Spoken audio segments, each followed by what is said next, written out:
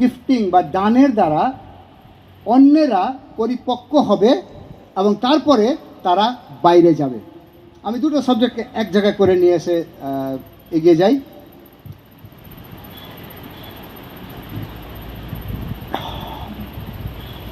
প্রথম করিন্থীয় তার 12 অধ্যায় 27 এবং 28 পদে পৌল বলছেন, তোমরা খ্রিস্টের দেহ এবং এক একজন এক একটি অঙ্গ, আর ঈশ্বর মণ্ডলীতে প্রথমত প্রেরিতগণকে, দ্বিতীয়ত ভাববাদীগণকে, তৃতীয়ত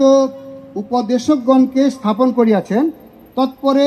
নানাবিধ পরাক্রম কার্য, তৎপরে আরোগ্য সাধক অনুগ্রহ দান, উপকার, শাসনপদ, তারপরে নানাবিধ ভাষা, এই সমস্ত দিয়েছেন,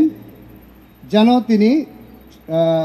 সেই মণ্ডলী তাহার দেহ, তাহার পূর্ণতার স্বরূপ, যিনি সর্ববিষয়ে সমস্তই